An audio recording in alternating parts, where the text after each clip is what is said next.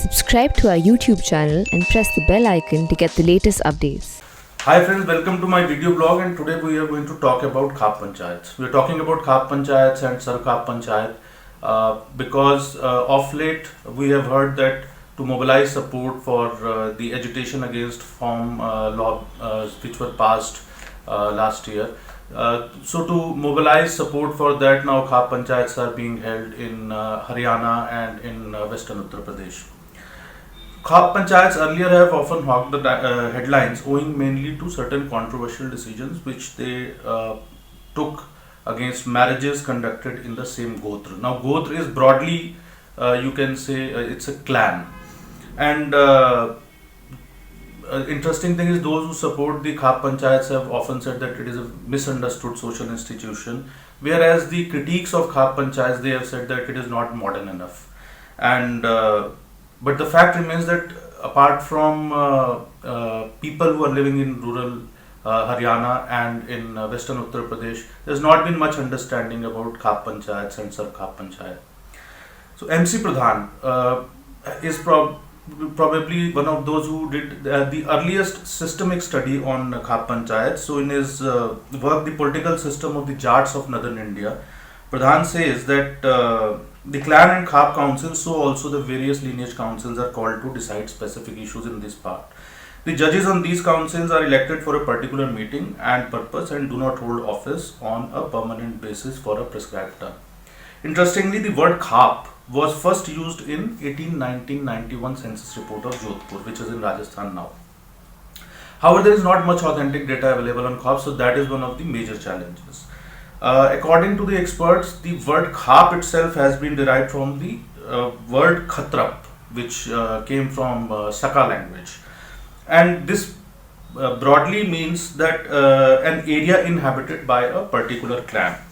The political unit of a Khap is defined as a group of 84 villages.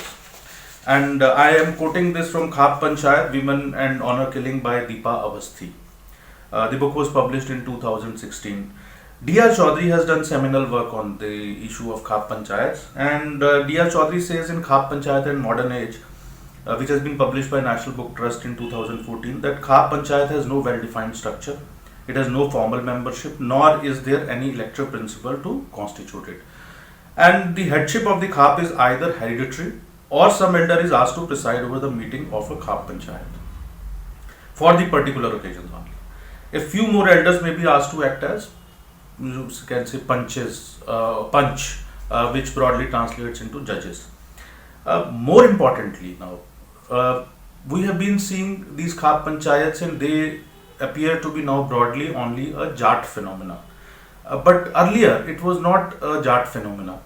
Interestingly, the first Sar Khap Panchayat, which was held after independence in Muzaffarnagar in western UP, it was held in 1950, and there were three judges there, or there was a headman, there was a vice headman, and then you had a secretary. So Chaudhary Jawan Singh Gurjar of village Bina Niwas was its Pradhan. This is the first Sar Khap Panchayat whose record is available, and it was held in 1950. So Thakur Yashpal Singh of village Punyala was Up Pradhan, that is the vice chairman or vice head, and Chaudhary Kabul Singh of village Surem was its Mantri, that is the secretary.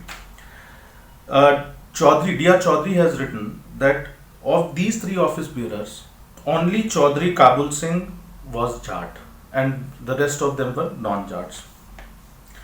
So earlier they used to be all the biradaris, what they used to be part of these Khap Panchayats, but gradually over a period of time it has become a Jat phenomena.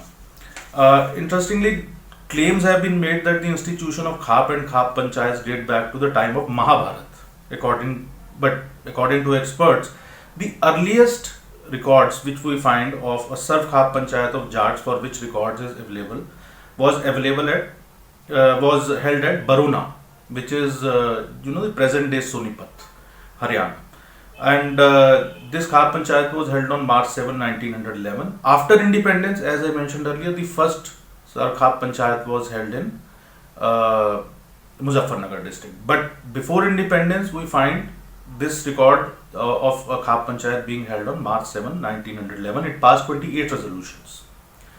And these resolutions, they were mainly related to a lot of social issues. They talked about promoting education. They talked about limiting the number of guests in the marriage. But some resolutions related to the women were also passed at that what you call Sarv Khap Panchayat, and they had an anti-women kind of a tenor. The critiques of the Sarv Khap Panchayat or Khap Panchayats. So they have pointed out that some of these resolutions kind of said that women cannot go to the markets alone, and they should have a particular dress code.